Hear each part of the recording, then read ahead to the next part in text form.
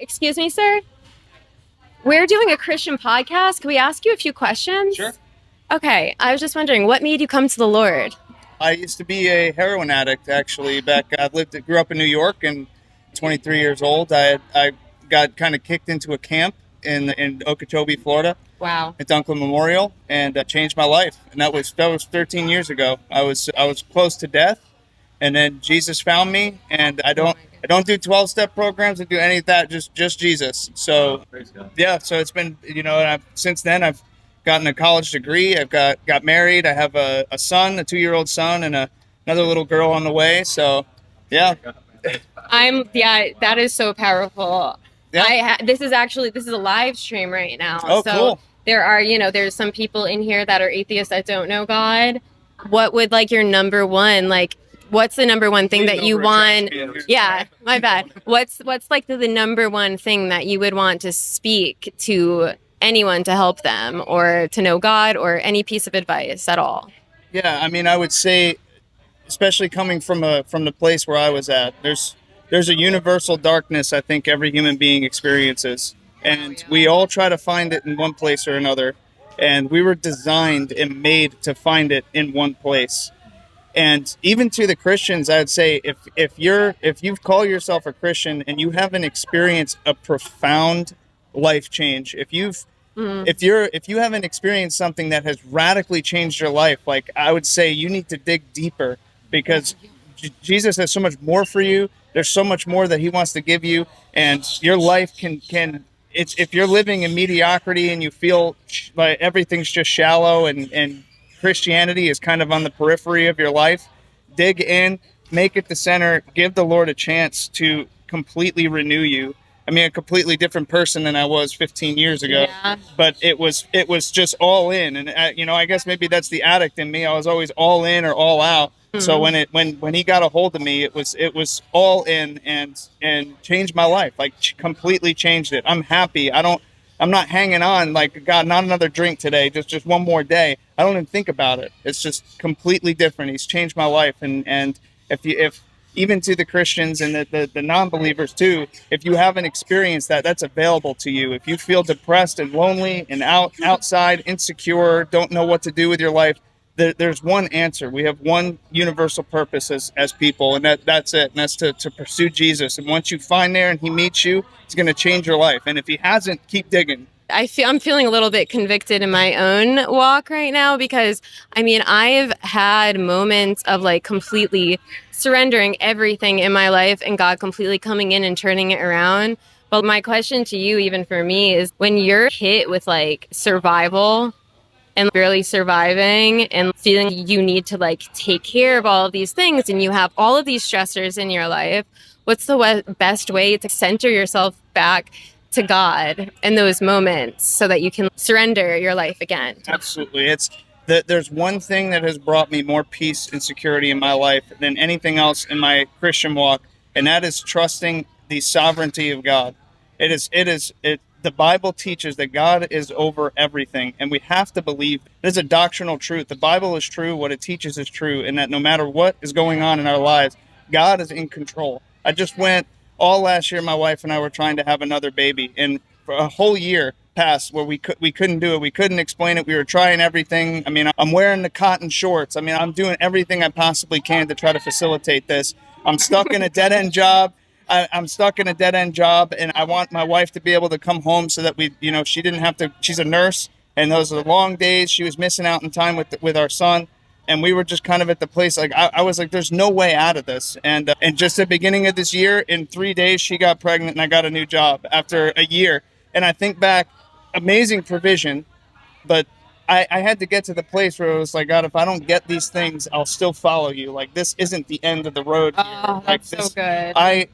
My life is surrendered in a way that I trust that, he says he works everything together for the good, but we have to understand what the good is, right? Yeah. My good would have been getting these things at this time. God's good, he says, to make us like Christ. That is the ultimate thing. And Christ suffered, and he was betrayed, and those are the kinds of moments that transform us. Those are the kinds of moments that the refiner's fire, right? Yeah. So when you're in it, I grab onto I grab onto the sovereignty of God. I say, Lord, I don't know why. I don't understand, but I trust that you love me. You're good. And then I can rest everything on that. I mean, he's in control. And then you see it, you know, you don't, it's best seen in hindsight, God's provision, but you can trust based on all of the history that it's the provision will be there. Even if it feels like you're in a wasteland, if you're in the desert like the Israelites, you know, it's coming, that, you know, God's provision is coming. Well, it's funny too, because even like for me, I know that God delivered me from like sickness, from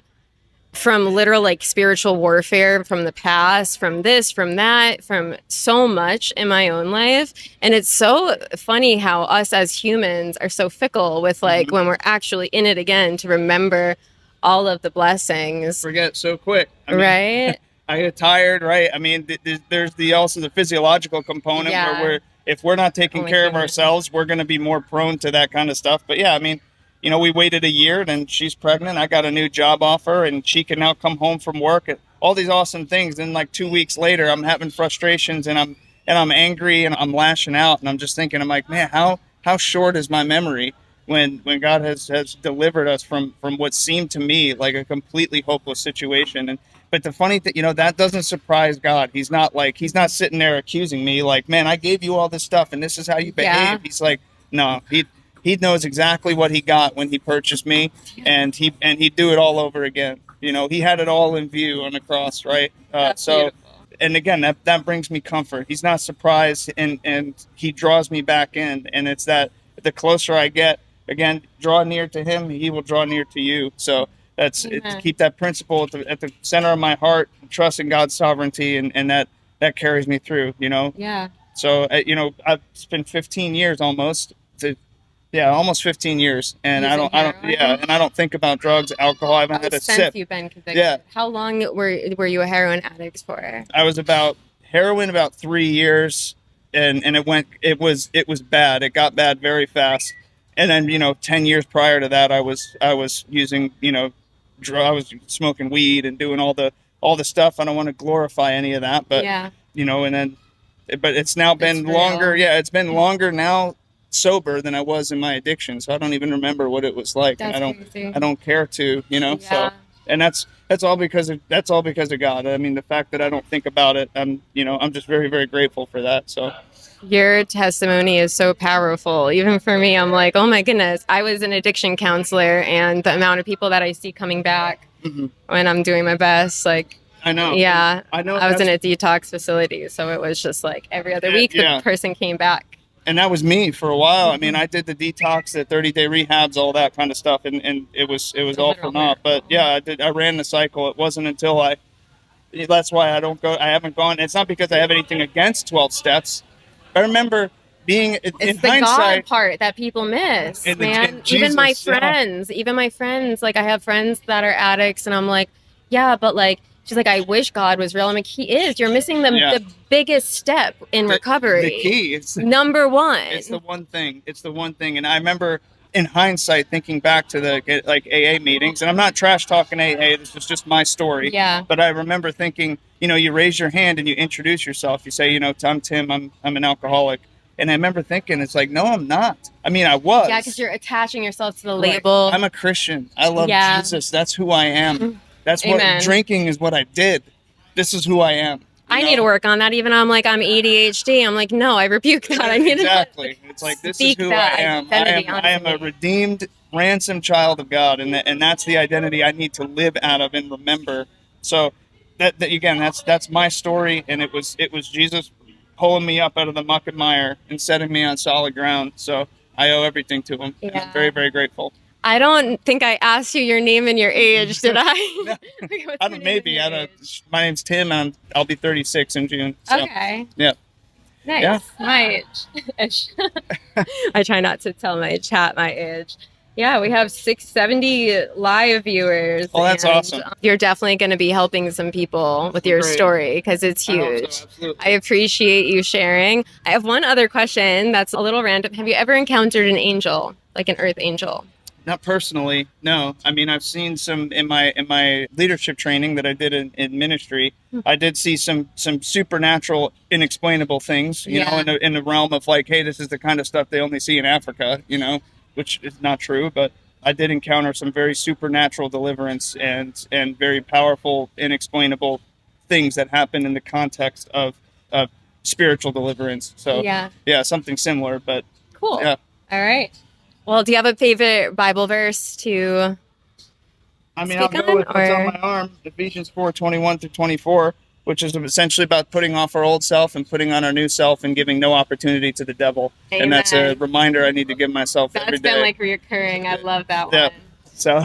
Yep. Yeah. You got to die to your flesh to be reborn in the Spirit. Thank you so much. Thank you, brother. I appreciate it. And then you don't really need any of these, but I can give you a little Jesus I have in my hand. Little Jesus. Is it okay if we clip some of this and use it for? Absolutely. Awesome. Not of this world podcast on Instagram. What's it called? Not of this world podcast. Not of this world podcast on Instagram, and then it's twitch.tv/JesusLoverGirl. Right. You'll find like the whole stream. That's what I'm talking about. So this whole conversation. Hey, it's been great talking with y'all. Thank you very much, Tim. Thank you. And I'm Jaina. Hey, Jaina. Thank you very much. Thank you. I appreciate it. I appreciate it. All right. God bless you. God bless you.